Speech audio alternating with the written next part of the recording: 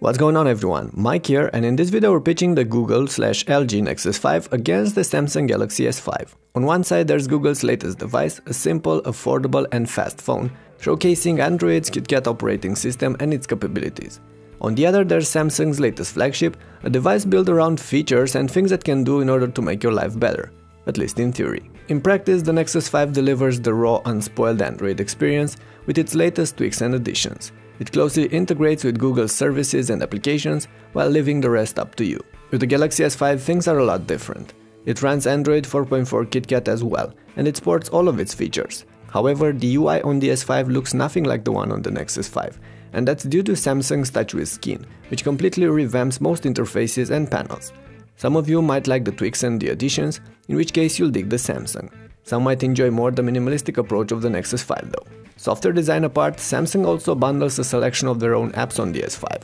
Among them, S-Voice, S-Health, My Files and a few others. So while the Nexus is a barebone and you need to build on it to make the phone usable, the S5 comes with most needed features and apps pre-installed. However, on the Nexus you get to install exactly what you want on your device, while on the Galaxy you're stuck with what Samsung offers you and then can install others on top, but you can't remove most of those things bundled. Hardware-wise, the two phones are close and they are both very fast, both in benchmarks and in everyday use.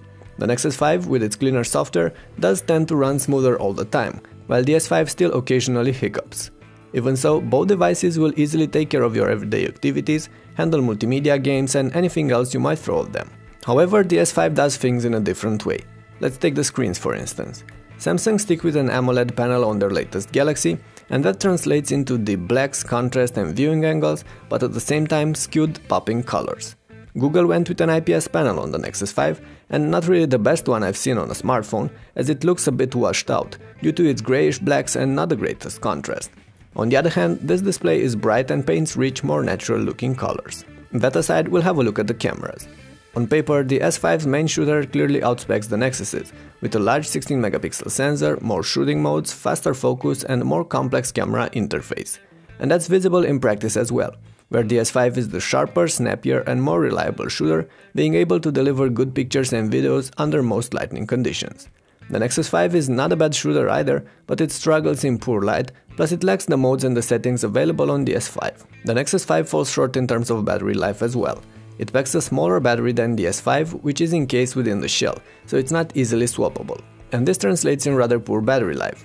In fact, with average use, the Nexus 5 can barely take you through the day, and in many cases just dies on me by late afternoon, early evening. The Galaxy S5 on the other hand easily gets me through the day in the same conditions, with plenty to spare. All this aside, there are two more aspects to consider: the looks and the hardware features, and I've kept them for the second part of the comparison. Both these phones are made from plastic. The Nexus 5 sports a simpler, matte design with rather straight edges and is available in black, white or red. The Samsung S5 sports a chromed edge and a soft plastic rear, with a dimpled pattern, also available in a few different colors.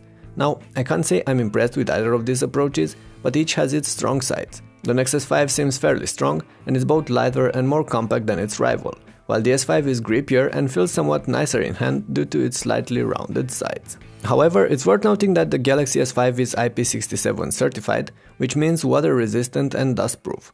So it can handle a dip in water up to 1 meter deep, but it's not really submergible. At the same time, its back cover is removable and behind it there's the battery and the microSIM and microSD card slots.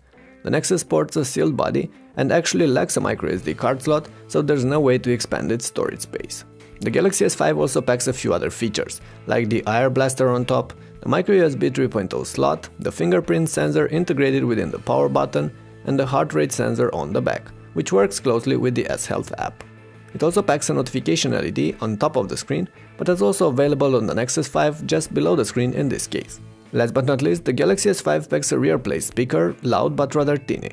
On top of that, it makes the phone's back vibrate quite annoyingly. The Nexus 5 packs two speaker cuts on the bottom lip, and the sound quality is alright, just a bit on the quiet side, so a bit difficult to hear in noisier conditions. All this being said, we shouldn't forget that the S5 is at least 2 times more expensive than the Nexus 5, off contract of course.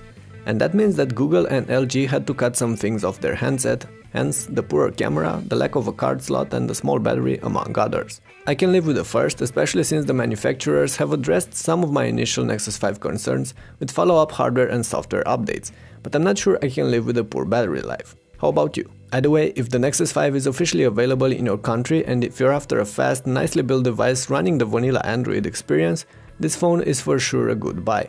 However, if you want an up-to-date Android flagship with extra features, a superior camera and longer battery life, and you're willing to pay serious money for it, the S5 is the more appropriate pick here. With that in mind, it's time to end this clip. Thanks for watching and make sure you hit the thumbs up button if you enjoyed it. Before you go, don't forget to leave your impressions on these two devices in the comment section down below and let me know which one do you like and why. Catch you later.